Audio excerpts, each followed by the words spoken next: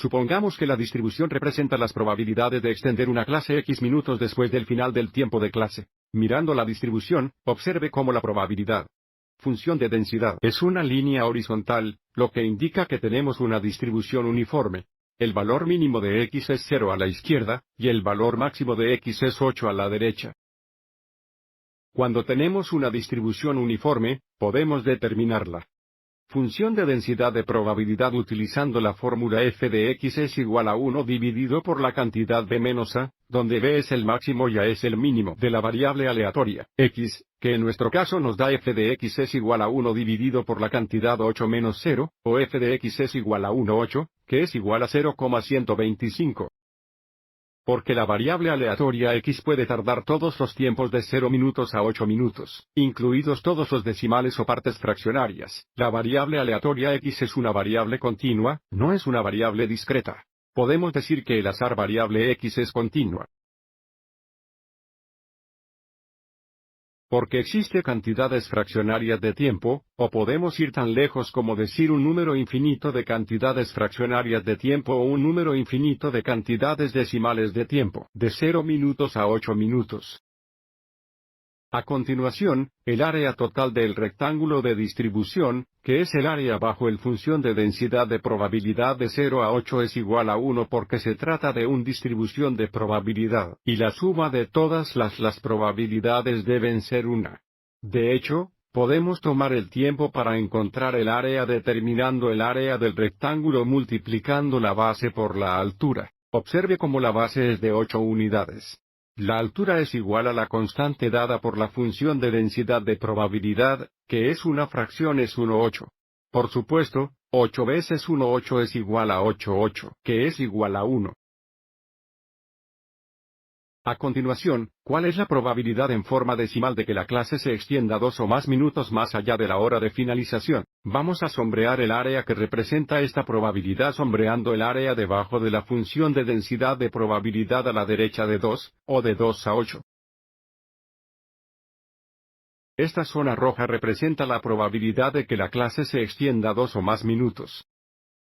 Conocemos el área total bajo la función de distribución es una y, por lo tanto, podemos pensar en esto como una barra de fracciones. Si dividimos esto en piezas de igual tamaño, podemos determinar el valor. Observe cómo si cortamos el barra de fracciones aquí y aquí, el área roja representa 3/4.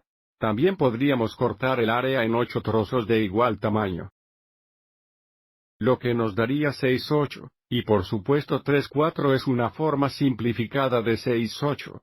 6 y 8 comparten un mismo factor de 2, dándonos 3/4. 3/4 es igual a 3 dividido por 4, lo que equivale a 0,75.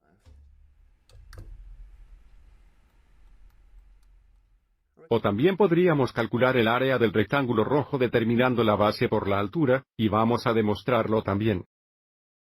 Te darás cuenta de cómo la base del rectángulo rojo sería 8 menos 2, o 6.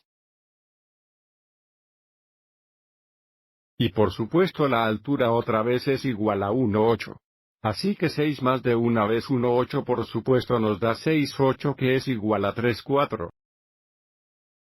Para la última declaración.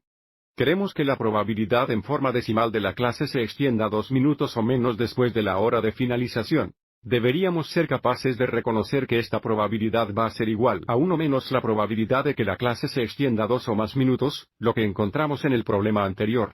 Y 1 menos 0,75